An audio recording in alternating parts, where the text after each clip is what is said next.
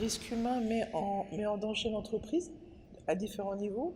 D'abord parce que l'entreprise ne va pas bien fonctionner. Les salariés, les entrepreneurs, les dirigeants ne vont pas avoir un fonctionnement fluide, ne vont pas pouvoir donner le meilleur d'eux-mêmes. Donc c'est déjà une raison pour évaluer comment se passent les conflits, comment se passent les choses délictuelles éventuellement dans les entreprises, comment se passe ce qui est caché, comment est-ce qu'on peut les ressortir, ces choses-là. Donc c'est une première chose, donc c'est un premier souci qui est un souci de fonctionnement interne. Et le deuxième souci est le risque réputationnel, c'est-à-dire que s'il y a un dysfonctionnement d'entreprise qui est lié à un dysfonctionnement humain ou à plusieurs dysfonctionnements humains, il va y avoir un retentissement tôt ou tard sur la réputation de l'entreprise, que ce soit la réputation générale, Internet, ou que ce soit la réputation par rapport au client qui ne va pas être satisfait parce qu'il y a eu des étapes qui ont été soit escamotées, soit pas bien faites, pas bien réalisées, parce que derrière, il y avait des conflits humains.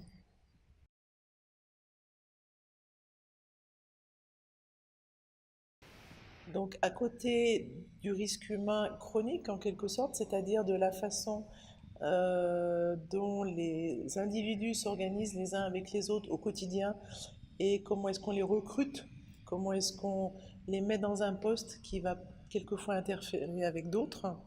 Il y a aussi des situations aiguës, par exemple des situations de licenciement, des situations de mésaction importantes, où là, il va falloir intervenir rapidement pour éviter qu'il y ait des dommages trop importants au sein de l'entreprise ou qu'il y ait des dommages pour les individus, c'est-à-dire des stress importants, des situations délictuelles éventuellement, ou un encouragement à certaines situations délictuelles. Donc ces situations de crise sont importantes à prendre en compte rapidement.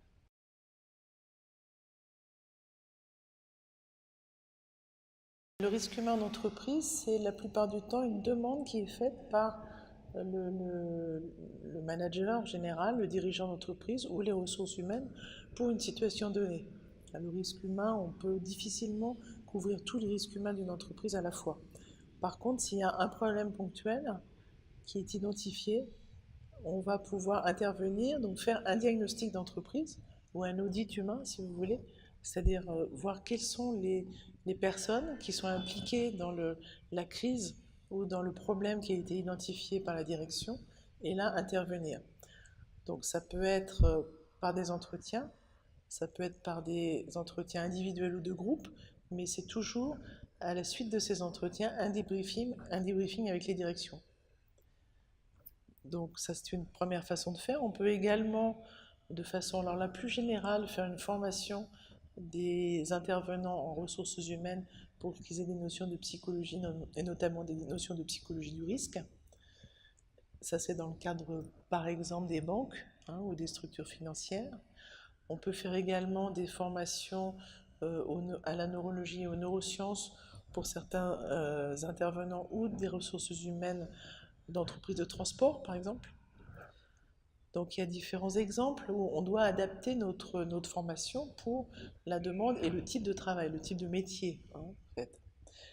Et puis, enfin, il y a un autre volet qui est l'aide au recrutement. C'est-à-dire on peut aider aussi le recrutement en faisant des entretiens ciblés sur le psychisme ou les capacités intellectuelles des agents ou des personnes qui sont recrutées, de façon à fournir des personnes qui sont au top par rapport au travail recherché. On s'est aperçu qu'il y avait beaucoup de risques humains dans les entreprises, que ce soit les entreprises énergétiques, de luxe, de transport, les entreprises financières comme les banques ou les assurances, à tous les échelons de la relation client ou de la création de produits par ces différentes entreprises. Il y a un risque humain. Donc on a décidé, avec notre expérience, de créer une société qui aidait les entrepreneurs, qui aidait les dirigeants d'entreprise ou les responsables des ressources humaines à gérer ce risque humain. Alors de différentes façons, on peut faire des formations au niveau neurologique, neuroscientifique et psychologique pour les recruteurs. On peut également faire des audits humains c'est-à-dire faire des diagnostics de ce qui se passe dans l'entreprise entre les employés, et les directions, ou également dans la relation client. On peut faire également des audits humains des clients et des perspectives d'avenir pour les clients et du risque pris par les entrepreneurs dans ces démarches avec les clients. Et enfin, on peut également intervenir de façon très ponctuelle en situation de crise, quand il existe soit du risque financier à côté de l'audit financier, soit du risque psychosocial dans le cadre des plaintes de harcèlement moral, et également faire le tri entre des plaintes de harcèlement moral et des plaintes de harcèlement sexuel qui sont dans des champs différents et pour lesquels on peut avoir des entretiens avec les différents intervenants de la société.